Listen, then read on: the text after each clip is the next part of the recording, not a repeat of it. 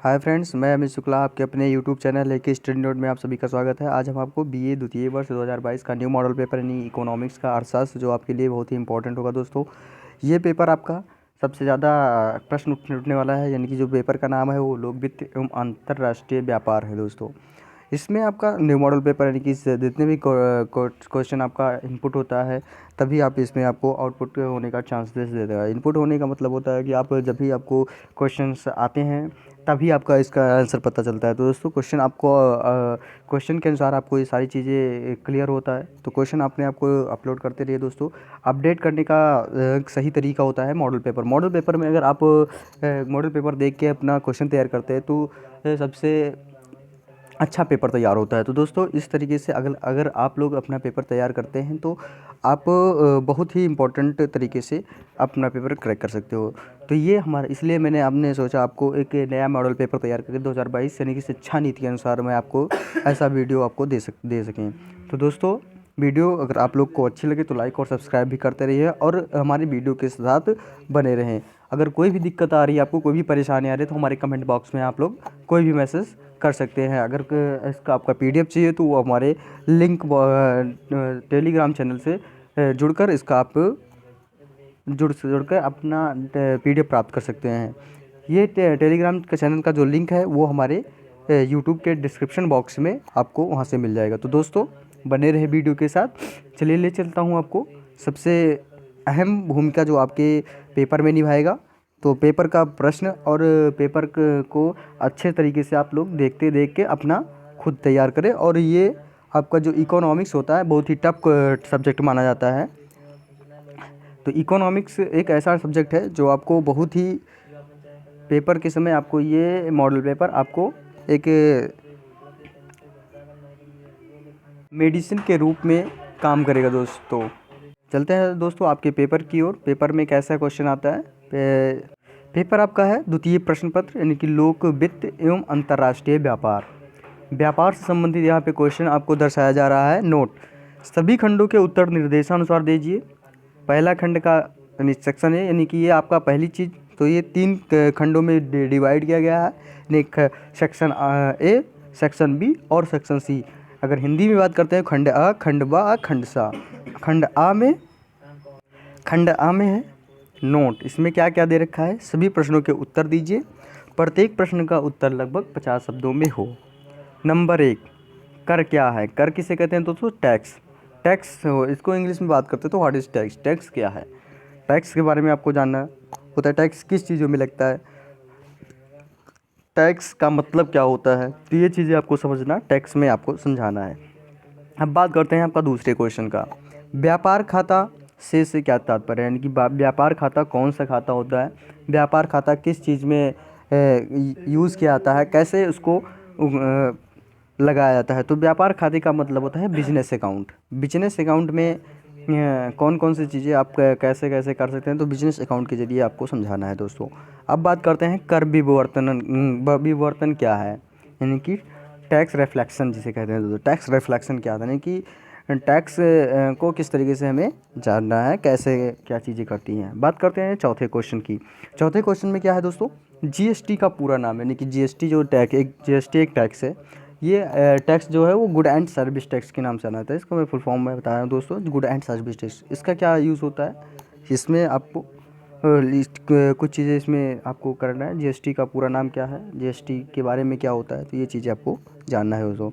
5वां नंबर है आपका अभ्यंस क्या है, अभ्यंस। और आपका जो 6वां क्वेश्चन है वो कौन सा है दोस्तों, अन्य आधारित बजट प्रणाली क्या है, यानी कि सॉरी शून्य आधारित बजट प्रणाली क्या है। कौन सा दोस्तों, शून्य आधारित बजट प्रणाली। शून्य पर आधारित जो होता है वो ये बजट प्रणाली कौन सी है। तो ये भी एक बजट होता है, पर इसमें आपको क्या चीज़ें कैसे कैसे क्या चीज़ें होती है, तो इसमें आपको सारी पॉइंट आपको लिखना है। अब आपका आता है दोस्तों नेक्स्ट 7वें क्वेश्चन पे हम आते हैं। अपने फर्स्ट के 7वें नंबर पे बात करते हैं स्वतंत्र व्यापार क्षेत्र किसे कहते हैं, यानी कि जिसको कहते हैं हम लोग, जिसे कहते हैं इंडिपेंडेंस बिजनेस फील्ड। दोस्तों स्वतंत्र व्यापार नहीं, स्वतंत्र रूप से हम व्यापार किस जगह पे करते हैं, कैसे करते हैं, तो ये चीज़ आपको बताया जाएगा। स्वतंत्र व्यापार क्षेत्र किसे कहते हैं, स्वतंत्र रूप से व्यापार का क्षेत्र किसे कहा जाता है। 7वां नंबर आपका है प्रगतिशील कर क्या है। जो आपका टैक्स होता है प्रगतिशील टैक्स, यानी कि बात करते हैं तो प्रगतिशील टैक्स के बारे में आपको यहाँ लिखना है, यानी कि developed square developed tax, what is developed tax. तो इस तरीके से आप लोग को क्वेश्चंस करने हैं। 9वां नंबर आपका है अवमूल्यन का अर्थ बताइए। अवमूल्यन का मतलब क्या होता है दोस्तों।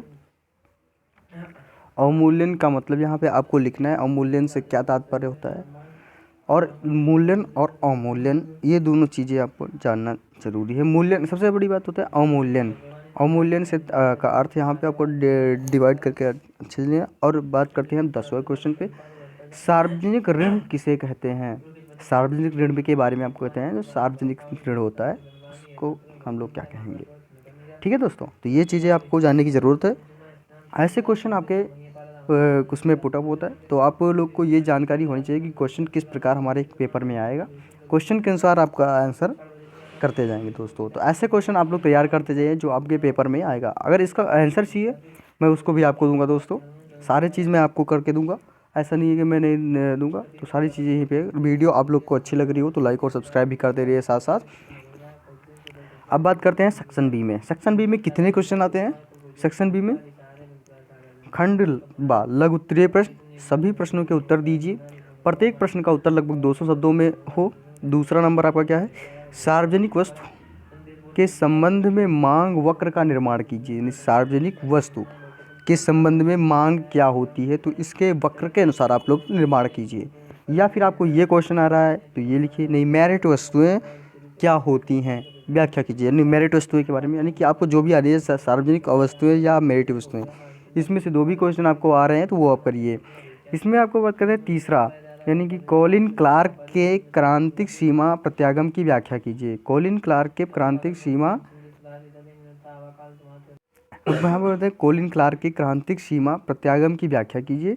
वेगनर की बढ़ती राजकीय क्रियाओं के नियम की व्याख्या कीजिए। यानी कि अब क्या है, कॉलिन क्लार्क के क्रांतिक सीमा को आप व्याख्या लिखना है, या फिर आपको वेगनर की बढ़ती राजकीय क्रियाओं के नियम की व्याख्या कीजिए।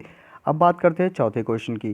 चौथे क्वेश्चन में आपके क्या आ रहा है दोस्तों, राजस्व प्राप्तियाँ क्या है, राजस्व से क्या प्राप्ति होती है, इन पर आपको व्याख्या करनी है। तो यानी कि आपके 3 क्वेश्चन फिक्स, लेकिन इसके भी अथवा करके होते हैं। तो यानी कि 4 ये हो गए, 4 दूनी 8 क्वेश्चन आपको ये चीज़ें आपको दर्शाइए कि 8 क्वेश्चन में आपका कौन कौन से प्रश्न आएंगे। तो ये आपको जानने की है।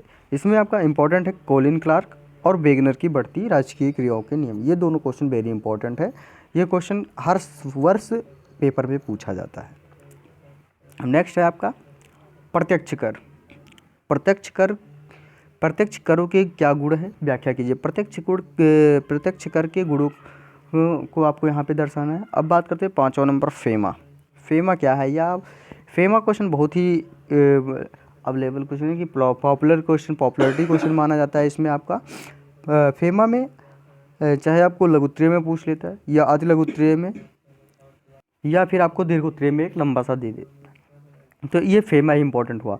अब इसका अथवा वाला क्वेश्चन है, चालू खाता के घाटे को दूर करने का उपाय सुझाइए। यानी कि जो आपका करंट अकाउंट होता है, इसका जो घाटा होता है आपको वो चीज़ें आपको यहाँ पे दर्शाना है।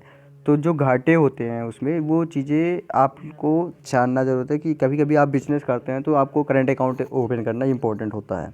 तो उसमें से जुड़ी आपको जो भी आपको जानकारी है वो आप यहाँ पे लिख सकते हैं। ओके दोस्तों, अब आपका 6वां क्वेश्चन है, सार्वजनिक ऋण तथा व्यक्तिगत ऋण में क्या अंतर है। अब बात करते हैं सार्वजनिक ऋण सभी लोगों वाला, और व्यक्तिगत यानी कि व्यक्तिगत ऋण के बारे में आपको यहाँ बताना है। सार्वजनिक बात करते हैं तो सभी जनों के बीच वाला, और व्यक्तिगत ऋण के अकेले व्यक्ति के ऊपर।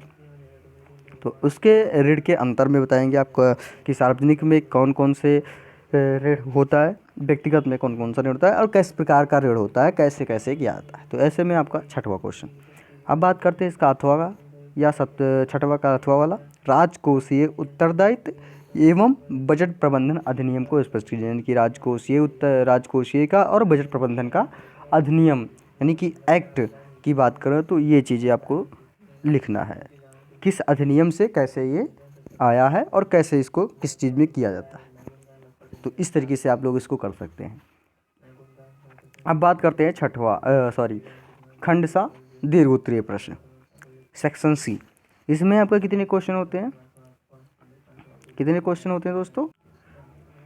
ये आपका खंड सा आ गया। खंड सा दीर्घ उत्तरीय प्रश्न, कितने क्वेश्चन है आपके? नोट।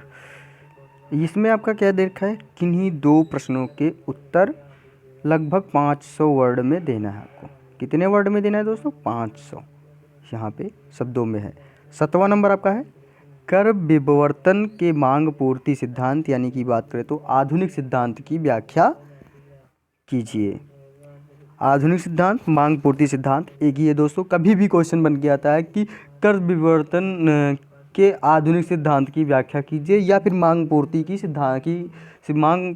सिद्धांत की व्याख्या कीजिए, तो इससे आप लोग घबराना नहीं है दोस्तों, ये दोनों एक ही होते हैं। तो इसलिए मैंने आपको यहाँ पे दोनों इसमें आपको यूज़ कर दिया है। 8वां नंबर क्वेश्चन आपका है सार्वजनिक ऋण के शोधन के उपाय सुझाइए। सार्वजनिक ऋण के शोधन के उपाय सुझाइए, यानी सार्वजनिक ऋण है तो इसका जो आपको उपाय है उसको आप लोग इसको बताइए। राजकोषीय नीति क्या है दोस्तों? 9वां क्वेश्चन, राजकोषीय नीति क्या है? विकासशील देशों में राजकोषीय नीति की भूमिका बताइए, यानी जो विकासशील देश होते हैं उनमें इसकी क्या भूमिका होती है, क्या अपने लेवल पे या कैसा काम करता है। तो इस तरीके से आपको ये चीज़ें दर्शानी होती हैं। तो यानी कि हम 9वां क्वेश्चन में ही इम्पॉर्टेंट है। और आपका अब बात करते हैं तो 10वां क्वेश्चन में रिकार्डो का तुलनात्मक लागत सिद्धांत क्या है, व्याख्या कीजिए। इसमें आपको रिकार्डो की जो तुलनात्मक लागत सिद्धांत है, तो रिकार्डो का तुलनात्मक लागत सिद्धांत के बारे में आपको लिखना है। सबसे इम्पोर्टेंट क्वेश्चन आपका राजकोषीय होता है। और बात करते हैं तो आपका ये सार्वजनिक, तो इसमें आपको एक एक क्वेश्चन अगर तैयार करते हैं तो सारे में आपको मिलते हैं। सार्वजनिक ऋण शोधन यहाँ पे भी मिला आपको और लघुत्तरीय में भी मिला, तो ये चीज़ें आपको इम्पोर्टेंट माना जाता है। उसके बाद में आपको बोलते हैं कर विवर्तन की मांग सिद्धांत, ये भी इम्पोर्टेंट है। रिकार्डो की तुलनात्मक लागत सिद्धांत क्या है, और राजकोषीय नीति के बारे में आपको तो लिखना है। तो ये चीज़ें आपकी, इसमें से केवल आपको 2 क्वेश्चन करना, जो भी आपको अच्छा लग रहा हो करते रहिए दोस्तों। इस तरीके से आपका मैंने आपको क्लियर किया। इसमें आपको 3 सेक्शन था, सेक्शन ए, सेक्शन बी और सेक्शन सी, यानी खंड अ, खंड ब, खंड सा। तो तीनों में से आपको सारे क्वेश्चन मैंने आपको बता दिया है। वीडियो अगर आप लोग को अच्छी लगी हो तो लाइक और सब्सक्राइब करें, और जो भी आपको दिक्कत आ रही है वो आप लोग हमारे कमेंट बॉक्स में ज़रूर लिखिए। और आपको इसकी PDF चाहिए तो आपको हमारे टेलीग्राम चैनल में आपको जुड़कर आप इससे वहाँ से प्राप्त कर सकते हैं, टेलीग्राम चैनल से। और ये आपको डिस्क्रिप्शन बॉक्स में दिया गया है लिंक, उसी से आप ज्वाइन कर सकते हैं। तो इसी के साथ दोस्तों मैं अगली वीडियो के साथ आऊँगा और नए वीडियो के साथ। धन्यवाद दोस्तों।